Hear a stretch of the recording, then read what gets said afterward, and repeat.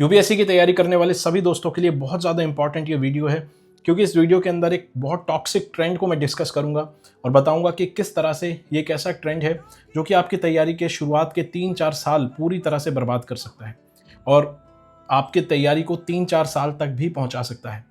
और ये जो ट्रेंड है इसके अंदर बहुत बड़े टीचर्स, इंस्टीट्यूट्स सब इसके अंदर शामिल है। और ये मैंने देखा है कि बहुत सारा मोटिवेशनल म्यूज़िक लगाकर बड़ी बड़ी कोचिंग के टीचर्स जो हैं, इंडिविजुअल लेवल पर भी जो चला रहे हैं या फिर बड़ी कोचिंग्स के टीचर्स हैं, वो एक बात को बहुत ज़्यादा प्रेशर दे के बोलते हैं कि भाई एनसीईआरटी सबसे बड़ा बेस है और सबसे पहले एनसीईआरटी को करो, छठी से लेके 12वीं तक की एनसीईआरटी करो। दोस्तों, मैं गारंटी से आपको एक बात बता सकता हूँ, दो बातें मैं आपको गारंटी से बता सकता हूँ। पहली बात, जो टीचर आपको ये एडवाइस दे रहा है उसने अपना लास्ट जो प्रीलिम्स दिया होगा शायद वो आज से 10 या 12-13 साल पहले दिया होगा, 2011-12 में दिया होगा। तब परिस्थितियाँ अलग थी, तब एग्ज़ाम का नेचर अलग था, ट्रेंड अलग था, लेवल अलग था।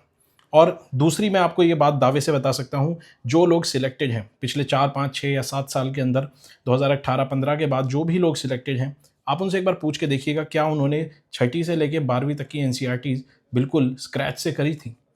तो मैं आपको यहाँ पर बताना चाहता हूँ, इस चक्कर में बिल्कुल मत उलझिए।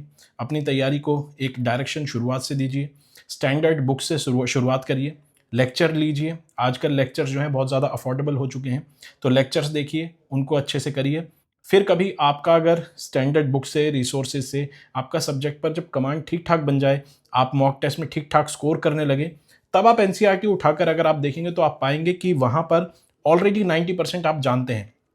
मुश्किल से 10-5% चीज़ें जो हैं वो आपको शायद नहीं पता होंगी, और फिर वो आप चेरी पिकिंग उसकी कर सकते हैं। आप देख सकते हैं कि भाई ये मुझे नहीं पता, पेपर में पूछ सकता है, तो उठा लिया और पढ़ लिया। अगर आप शुरुआत में उसमें टाइम लगा देते तो आप सोचिए छठी से 12वीं तक की कितनी सारी एनसीईआरटीज़ हो जाती, और उसमें आप उलझते तो आप उलझते चले जाते। मैं ये बात, मुझे बहुत दुख होता है ये बोलते हुए, क्योंकि मेरे पास कई स्टूडेंट्स का मैसेज आया जिसमें से एक स्टूडेंट बेचारा पिछले 7 महीने से वो एनसीईआरटी कर रहा है। बोल रहा है कि सर मैं छठी से एनसीईआरटी कर रहा हूँ और ख़त्म ही होने पे नहीं आ रही। अब बताइए इसमें क्या किया जाए। तो दोस्तों, सही गाइडेंस जो है वो बहुत ज़रूरी है, और इस टॉक्सिक ट्रेंड को पहचानिए और इसके पीछे बिल्कुल मत पड़िए। एनसीईआरटी को साइड करिए और स्टैंडर्ड बुक्स पर लेक्चर के साथ उनको कंप्लीट करिए।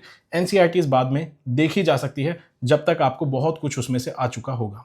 और इस चैनल को ज़रूर सब्सक्राइब करिए, क्योंकि ऑथेंटिक गाइडेंस मिलेगी, और यूपीएससी की ऐसी कोई सी भी समस्या नहीं है जिसका सॉल्यूशन आपको इस चैनल पर नहीं मिलेगा।